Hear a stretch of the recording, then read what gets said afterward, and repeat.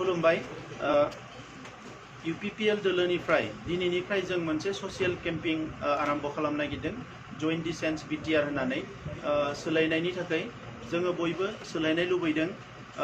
जोंहा गोबाव बोसोर सोमावसारनायनि उनाव BTC गोरोबथा जादोंमोन आरो बिनि उनाव 17 बोसोर BPA बा BTC सासन खालामबाय आरो बेवहाय नाथाय दिनै जों नुनो मोनदों जोंनि हारिजों लोगोसे जोंजों रायजो जानाय मोनसेबो हारिया बेवहाय गोजोननाय गैया बिथांमोननि मावनाय दांनायफोरखौ लानानै जोंनि गोरोबथाफोरा जेरैबायदि मोगथां महर मोननांगौ मोनाखिसै आरो दिनै BTR गोरोबथा जाबाय जेराव जोंनि 30-40 बोसोरनि सोमावसारनाया जारिमिनारि मोनसे गोरोबथानि गेजेरजों फिनिशिंआव फैबाय नाथाय बेखौ लानानैबो बिथांमोना पजिटिभ खोथा बुङैलाय जोंनि रायजो राजाफ्रा दुखु मोनदों जोंनि मुंख्लंफ्रा दुखु मोनदों दा बेखौनो लानानै जों मोनसे सोलायनाय लुबैदों आरो जों सोलायनायखौ नागिरदों जोंनि साननाय हनायाव सोलायनाय फैनांगौ मावनाय दांनायाव सोलायनाय फैनांगौ जोंनि वर्क कालचाराव माखासे सोलायनाय फैनांगौ जोंनि आखल आखु जानाय लोंनाय जेरावबो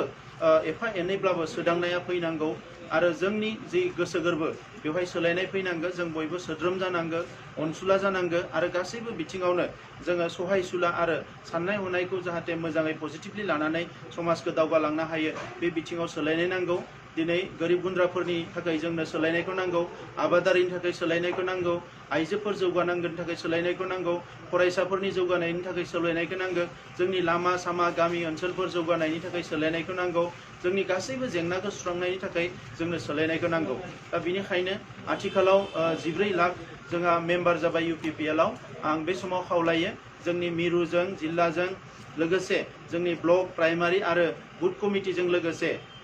जोंनि गाहाम हास्थायग्रा बयबो आइ आफा रायजो राजाया जोंनि बे केम्पिंआव बाहागो लागोन दिनैनिफ्रायनो आरो बेवहाय बयबो नोंथांमोना बाहागो लानानै जोंनि सोलायनायनि जि स्ल'गान सोलायनायनि जि मोनसे जांख्रिखांनाय बेखौ जाफुंसार होगोन आं बेखौ हास्थायबाय आरो COVID-19 आव जेंना मोननाय रायजोफोरनिसिम आंनि गोथौ दुखु मोननाय फोरमायो नोंथांमोना बयबो मोजाङै थानो हाथों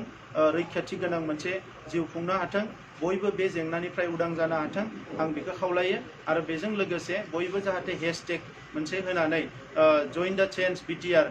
बेवहाय जों बयबो बाहागो लायो आरो बे ससियेल मिडियानि जि केम्पेइन बेवहाय जाहाथे बयबो बाहागो लायो आं नोंथांमोनखौ गोसो गोरबोजों खावलायबाय गोजोन्थों।